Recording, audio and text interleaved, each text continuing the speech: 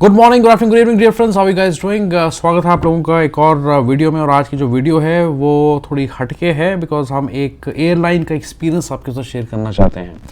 देखिए, सारी वीडियोस जो है पॉजिटिव नहीं हो सकती और सारी नेगेटिव नहीं हो सकती, लेकिन जो ऑफ द ट्रैक केसेस निकल के आते हैं और जो जहाँ पे बहुत ज़्यादा प्रॉब्लम होती है, आपका फाइनेंशियल लॉस होता है, उसके बारे में हम बात करने लगे हैं। और यहाँ पे हमारे पास आज एग्जांपल है वेजजेट एयरलाइंस का। मैं किसी एयरलाइन को पॉइंट आउट नहीं करना चाहता यहाँ पे, मेरी कोई ऐसी इंटेंशंस नहीं है, लेकिन एक अवेयरनेस के तौर पे मैं आपके साथ शेयर कर रहा हूँ, किसी का एक्सपीरियंस शेयर कर रहा हूँ, क्योंकि उनको काफ़ी तकलीफ इसको लेके हुई है। तो आगे बढ़ने से पहले इस वीडियो को ज़रूर शेयर करें, इस वीडियो को लाइक करें, चैनल को सब्सक्राइब करें फॉर माय मोटिवेशन। और हाँ, अगर आप वियतनाम का ई वीज़ा अप्लाई करना चाहते हैं तो बहुत ही आसानी से एटलेस साइट के थ्रू कर सकते हैं, उसका लिंक मैं डिस्क्रिप्शन में दे रहा हूँ। Visa is on time guaranteed, बहुत ही मिनिमम डॉक्यूमेंटेशन के साथ अपना वीज़ा आप अप्लाई कर सकते हैं, बल्क में भी एप्लीकेशन सबमिट कर सकते हैं। तो अप्लाई नाउ टुडे, उसका लिंक डिस्क्रिप्शन में आपको मिल जाएगा। अभी जो है हम बात करते हैं फिलहाल वेजजेट एयरलाइंस के एक्सपीरियंस के बारे में। तो पूरी जो स्क्रिप्ट है, जो पूरा जो केस है, वो मैंने अपने सामने रखा, वो मैं आपको पढ़ के बताने लगा हूँ। तो ऐसा है कि यहाँ पे इन्होंने एक राउंड ट्रिप बुक किया था नवंबर में, और फेब में, मतलब आगे नेक्स्ट ईयर इनका ट्रैवल था। 10 फरवरी को इनका ट्रैवल पीरियड था। तो ऑफकोर्स इन्होंने राउंड ट्रिप जो फ़्लाइट है वो बुक की, और जो इन्होंने फ़्लाइट बुक की वो की दिल्ली टू फूकॉक आइलैंड और हेनोई से वापस दिल्ली की। ठीक है, अब क्या है कि इन्होंने जो ये फ़्लाइट बुक की, ये एक थर्ड पार्टी ट्रैवल साइट के थ्रू बुक की थी। वेजजेट एयरलाइंस का इनको फ़्लाइट मिला था और इन्होंने बुक कर लिया राउंड ट्रिप।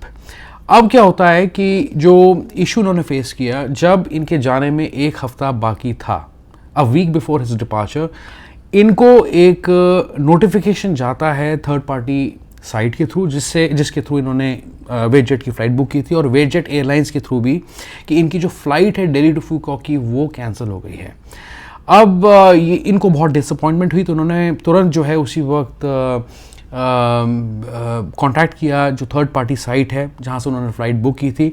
और ये इनका ट्रैवल पीरियड इतना रिजिड था कि ये अपने ट्रैवल डेट्स को भी चेंज नहीं कर सकते थे, क्योंकि इनके डेज़ यहाँ पे वेस्ट जाते।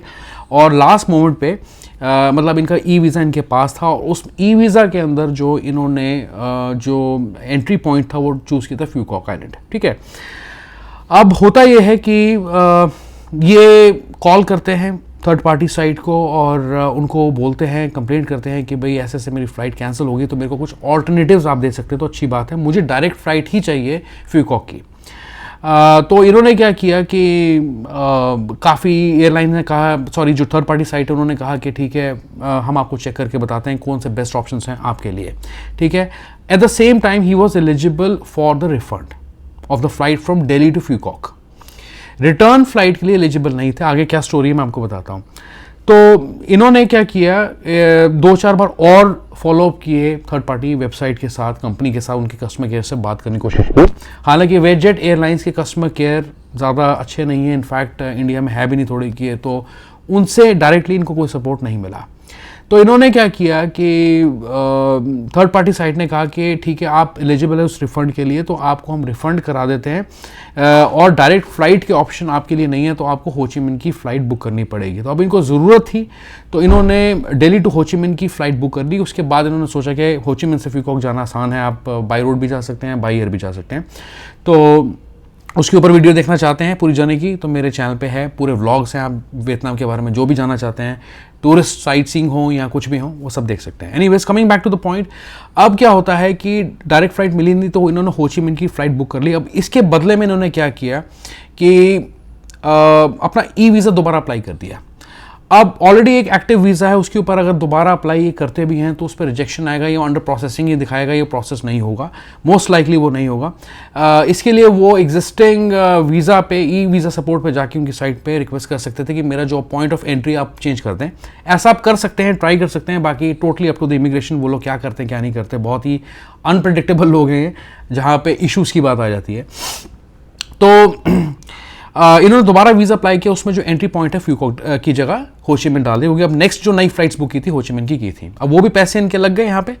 अब अगर ये कैंसिल करते हैं उस फ्लाइट को, मान लीजिए अगर वो कैंसिल करते होचिमिन वाली फ़्लाइट को, दिल्ली टू होचिमिन की, तो इसके अंदर इनको कैंसिलेशन चार्जेस लग सकते हैं, मतलब कि पूरा अमाउंट नहीं मिलेगा। लेकिन क्योंकि पहली फ़्लाइट अगर आप देखें दिल्ली टू फ्यूको की जो कैंसिल हो गई थी, जो कि एयरलाइन ने कैंसिल की थी खुद, उसके लिए ये एलिजिबल थे उस रिफ़ंड के लिए।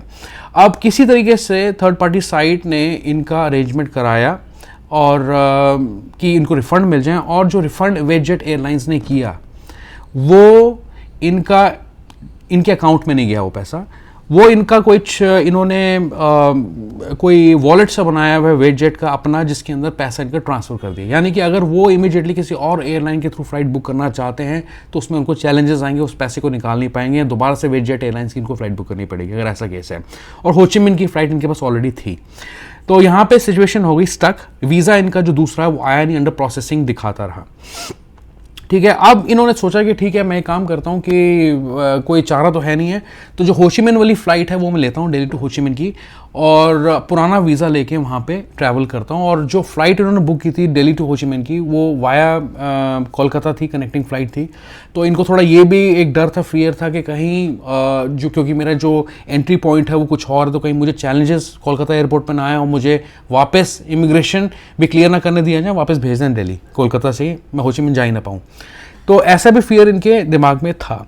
तो सबसे बड़ी बात यह है कि इनको जो रिफ़ंड मिला वो भी पूरा ढंग से नहीं मिला। फिर इन्होंने चाहा कि जो इनकी रिटर्न फ़्लाइट है वेटजेट से, जो इनिशियली इन्होंने बुक की थी, मतलब कि इन्होंने बुक करी थी वो फ़्लाइट, जैसे मैं आपको पहले बता रहा था, लेट मी चेक इट, इन्होंने बुक करी थी फ़्लाइट हनोई से न्यू दिल्ली की, उसका रिफ़ंड देने के लिए मना कर दिया एयरलाइन ने। हालांकि कैंसिलेशन का डिसीजन पहली फ़्लाइट का दिल्ली टू फ्यूकॉक का उन्हीं का था, उसके लिए सेकंड फ़्लाइट का रिफ़ंड कोई नहीं दिया, क्योंकि ऑपरेशनल थी फ़्लाइट, उसके बारे में कोई इन्फॉर्मेशन थी नहीं, तो एयरलाइन ने डिनाई कर दिया उनको पैसा देने से, रिफ़ंड करने से। तो यहाँ पे अगर आप देखें तो बहुत ही नेगेटिव एक्सपीरियंस, इनका स्टक सिचुएशन थी, जिसकी वजह से इनको यहाँ पे चैलेंजेस फेस करने पड़े हैं।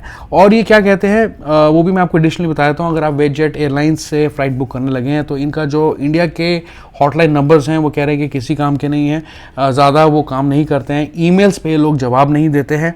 और इन्होंने यहाँ पे दिया है कि हाँ, अगर आप रिफ़ंड लेते भी हैं तो आप उनके जो क्रेडिट शेल होगा, जो वॉलेट होगा, उसके अंदर पैसा चला जाता है, तो आप उसको यूटिलाइज़ करके अपने अकाउंट में नहीं डाल सकते, या उसको आगे फर्दर यूटिलाइज़ नहीं कर सकते। तो ऐसे चैलेंजेस उनको आए हैं। अपनी मर्ज़ी से ये लोग कभी भी फ़्लाइट कैंसिल कर सकते हैं, रीशेड्यूल भी कर सकते हैं फ़्लाइट अपनी मर्ज़ी से। तो यहाँ पे लोगों के जो आइटनरी है, जो टाइम है, जो छुट्टियाँ हैं, वो ख़राब हो सकती हैं। एक तो ये है, और ओवरऑल टोटलिटी में देखा जाए तो they don't share a very good image on the social media, ये भी इन्होंने कहा है। ठीक है, तो मैंने जो पूरी स्टोरी है आपको बता दी है इनकी, और इनफैक्ट इनको काफ़ी मेंटल स्ट्रेस के थ्रू जाना पड़ा और इनके काफ़ी दिन ख़राब हो गए। और लास्ट मोमेंट पे, एक हफ़्ता पहले जाने से पहले, फरवरी 10 को इन्होंने ट्रैवल करना था, फरवरी 2 को उनका फ़्लाइट जो है दिल्ली टू फ्यूकॉक का कैंसिल कर दिया गया। अगर आपके पास ऐसी कुछ सिमिलर स्टोरीज़ हैं एयरलाइंस की, आप शेयर ज़रूर करें, मैं इवेलुएट करूँगा, देखूँगा कि मुझे कितनी सही लगती है, and definitely I will share that with the audience, क्योंकि अवेयरनेस का मेनली हम काम करते हैं। आपको ज़्यादा से ज़्यादा कोशिश हमारी ये रहती है कि अच्छी जानकारी आपको दें, लेकिन मेरा कोई इंटेंशन नहीं रहता कि किसी एयरलाइन कंपनी को या मैं किसी को टारगेट करूं यहाँ पे, बट स्टिल यहाँ पे जिस किस्म की ये स्टोरी मैंने सुनी है, this is a trauma, mental trauma one has gone through. तो all my dear friends, thank you so much watching this video. इस वीडियो को शेयर करें, चैनल को सब्सक्राइब करें, इस वीडियो को ज़रूर लाइक करें, ताकि ज़्यादा रिकमेंडेशन मिले इस वीडियो को और लोग ज़्यादा से ज़्यादा इस चीज़ को सुने और समझें। And I see you once again. अपना बहुत बहुत अच्छे से ख्याल रखेंगे। Bye, take care.